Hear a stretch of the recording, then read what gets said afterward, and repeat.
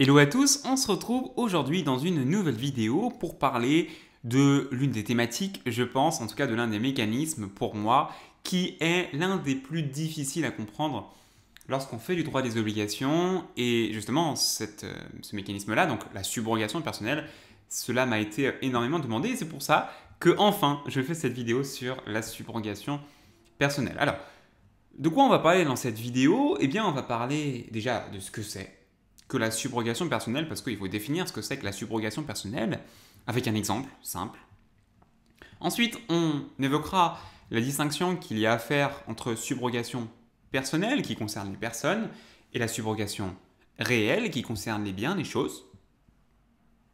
Ensuite, on évoquera les sources de la subrogation.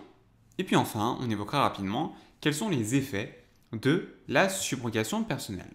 Mais juste avant, si vous aimez bien les vidéos que je produis sur YouTube, eh ben, n'oubliez pas de liker la vidéo, ça donne vraiment énormément de force et ça me motive à faire d'autres vidéos, notamment par exemple en droit des obligations. Qu'est-ce que c'est que cette histoire de subrogation personnelle qui donne tant de cauchemars aux étudiants? Alors, la subrogation personnelle, qu'est-ce que c'est?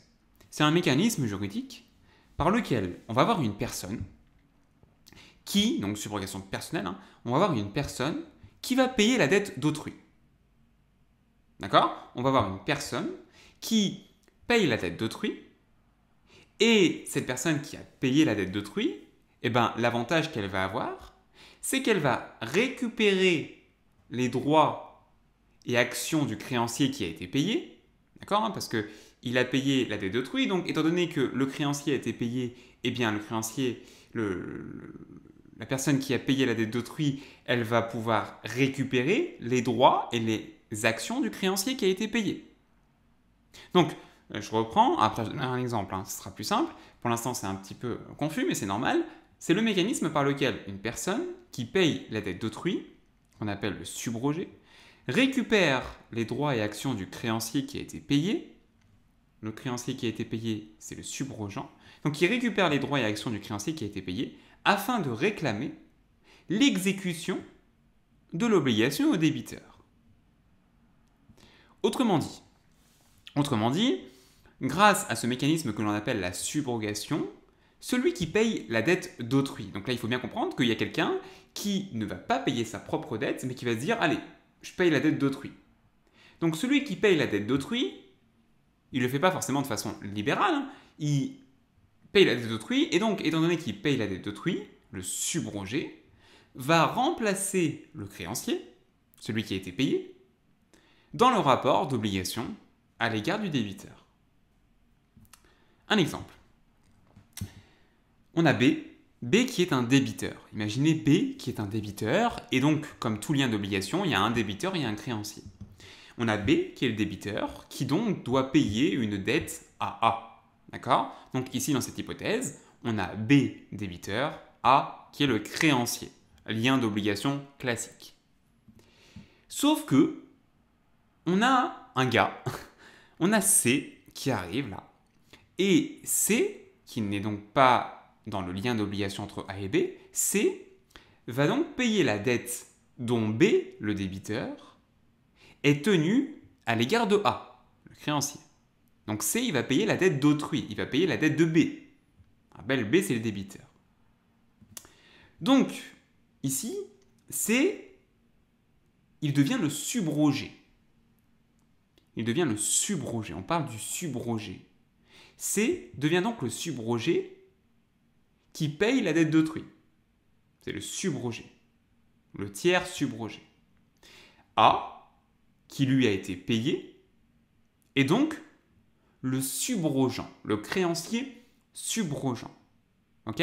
Donc C, c'est le subrogé, celui qui paye la dette d'autrui, c'est le subrogé, et A, qui a été payé, c'est le subrogeant. Quelle va être la conséquence? Eh bien, c'est que par conséquent, C, le tiers au lien d'obligation, C, le subrogé, va récupérer la créance dont était titulaire A, puisque A de base, il avait une créance, sauf que sa créance a été payée. Donc, le subrogé va récupérer la créance dont était titulaire A, le créancier, avec, et c'est ça l'intérêt de la subrogation, avec tous ces accessoires, toutes ces garanties et tous ces droits. Les accessoires qui sont liés à la créance, les garanties qui sont liées à la créance, les droits qui sont liés à la créance. Donc c'est l'avantage de payer la dette d'autrui. Le subrogé, il va leur bénéficier de tous ces accessoires, ces garanties, ces droits dont bénéficiait le créancier, mais ce créancier a été payé par le subrogé, donc le subrogé va récupérer, lui, tous ces la créance et puis tous ces accessoires.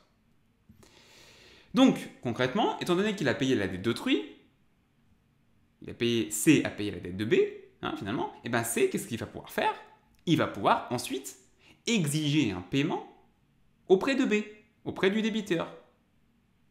D'accord?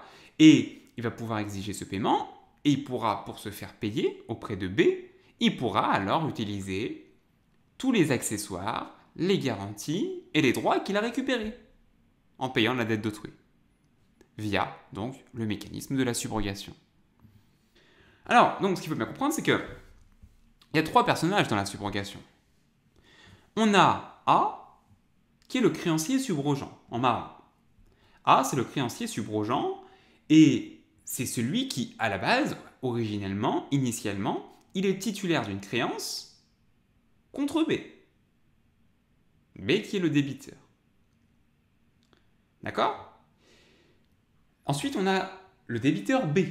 Donc, B, c'est celui qui est débiteur de la dette initiale. C'est celui qui, normalement, initialement, doit payer A. Ok? Lien d'obligation classique. Sauf que là, on a un nouveau personnage qui est C, qui est en bleu et vert. C qui arrive et qui va payer la dette d'autrui. C, il n'est pas tenu par cette dette, puisqu'il n'est pas partie au lien d'obligation, mais C, il va payer la dette de B à l'égard de A, donc B c'est le débiteur, il va payer la dette du débiteur B à l'égard du créancier A, et une fois qu'il aura payé cette dette, il pourra ensuite réclamer le paiement de ce qu'il a payé auprès de B. Et pour bénéficier et pour obtenir le paiement de ce qu'il a payé auprès de B, il va pouvoir alors bénéficier de tous les droits, de toutes les actions, de toutes les sûretés, les garanties qui garnissent la créance. Ok? C'est l'avantage, c'est ça qui va bénéficier. S'il y a une sûreté, par exemple, qui est attachée à la créance, il va pouvoir bénéficier de cette sûreté. Maintenant, il y a une distinction à faire entre 2 types de subrogation, la subrogation personnelle et la subrogation réelle. La subrogation personnelle, comme son nom l'indique, ça concerne des personnes. C'est-à-dire qu'on va avoir une personne, C, le tiers subrogé, qu'on a vu tout en bas. Il va remplacer une autre personne, A, le créancier subrogeant, dans un rapport d'obligation. Rapport d'obligation à l'égard de B. Ça, c'est la subrogation personnelle. Il y a un autre type de subrogation, c'est la subrogation réelle. La subrogation réelle, elle ne concerne pas les personnes, mais elle concerne les choses. Puisque réel, ça vient d'où? Ça vient du latin res. Res, tout simplement, en latin, c'est la chose. Donc, la subrogation réelle, res, c'est la subrogation qui porte sur les choses. Et en vertu de ce mécanisme de subrogation réelle, on va avoir un bien, donc une chose, qui va remplacer un autre bien dans un patrimoine, par exemple. Je vous prends un exemple. On a une femme qui vit dans une maison, et cette maison est assurée via un contrat d'assurance habitation, et notamment, cette maison est assurée contre le risque d'incendie. Sauf qu'un jour, pour une raison inconnue, la maison prend feu. D'accord? Donc ce qu'il faut comprendre, c'est que cette femme est propriétaire de cette maison. Cette maison prend feu. Donc ici, ce qui va se passer, c'est que la femme, elle va déclarer un sinistre auprès de l'assurance. Et finalement, qu'est-ce qui va venir remplacer cette maison qui a pris feu et qui appartenait à la femme? Ce qui va remplacer dans le patrimoine de la femme, ce qui va remplacer, c'est l'indemnité d'assurance. C'est-à-dire que l'assurance va payer l'indemnité à la femme. Ok? Et ça, cette indemnité va donc prendre la place du bien qui était assuré. Mais le bien, étant donné qu'il a été détruit, c'est l'indemnité qui prend la place de ce bien. L'indemnité, c'est un bien, une indemnité. D'accord? Donc, voilà, ça c'est la subrogation réelle qui concerne les choses, qui concernent les biens. Quelles sont les sources de la subrogation personnelle? Parce que c'est vraiment ce qui nous intéresse, nous, la subrogation personnelle. Deux sources principales, la subrogation légale et la subrogation conventionnelle. Si on commence par la subrogation légale, la subrogation légale, comme son nom l'indique, elle s'applique parce que la loi prévoit expressément l'application de la subrogation. Et le Code civil nous dit que celui qui a un intérêt légitime à payer la dette d'autrui peut bénéficier de plein droit du mécanisme de la subrogation. Donc il va remplacer le créancier dans son rapport avec le débiteur. Donc ça veut dire de plein droit quand il y a une hypothèse dans laquelle celui qui a intérêt légitime à payer la dette d'autrui, il va pouvoir bénéficier de plein droit du mécanisme de la subrogation. La subrogation conventionnelle, elle s'applique lorsque la subrogation légale, par définition, ne s'applique pas, et concrètement, conventionnelle, c'est tout simplement un accord. Il va y avoir un accord, par exemple, deux personnes vont se dire « Ok, on fait jouer la subrogation, on se met d'accord ». Enfin, pour terminer cette vidéo qui est assez lourde sur la subrogation et qui n'est pas simple, mais c'est important de bien comprendre ce mécanisme, notamment qui est souvent appliqué en droit des assurances. La subrogation, ça c'est quelque chose qui est très fréquent en droit des assurances. Alors, ce qu'il faut préciser, c'est que avec la subrogation, on a donc un paiement qui intervient. C'est-à-dire que le tiers subrogé, le tiers, celui qui le sait là, il n'est pas parti au lien d'obligation, mais il va payer la dette d'autrui. Donc il y a un paiement. Et normalement, le principe en droit français, c'est que le paiement éteint la dette. Sauf que, grâce au mécanisme de la subrogation, ce paiement n'éteint pas la dette. Ce paiement n'éteint pas le lien d'obligation initial entre A et B, puisque le lien d'obligation continue à exister. Donc concrètement, la subrogation, qu'est-ce que ça entraîne? Ça entraîne un transfert de la créance et de ses accessoires, du patrimoine du créancier subrogeant, du créancier A, qui à l'origine était créancier de B. Donc transfert de la créance de A, du patrimoine de A, vers le patrimoine de celui qui a payé la dette d'autrui, c'est-à-dire vers le patrimoine du tiers subrogé.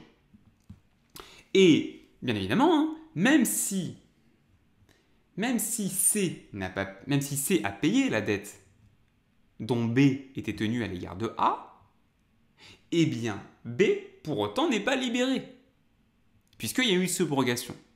Et il sera libéré une fois qu'il aura payé, non pas A, mais C, c'est-à-dire le tiers subrogé. Et puis enfin, donc dernier point sur la subrogation personnelle qui marque une différence avec la cession de créance, c'est-à-dire que avec la subrogation personnelle, le transfert de la créance qui intervient donc du patrimoine de A, le créancier initial, à C, le tiers subrogé, le transfert de la créance est limité à ce qui a été payé au créancier subrogeant. C'est-à-dire, est limité à ce que C a payé à A. Donc concrètement, ça veut dire que C, il ne peut pas obtenir du débiteur, quand il va se retourner ensuite contre le débiteur, C, le tiers subrogé, ne peut pas obtenir du débiteur une somme supérieure à celle qu'il a payée.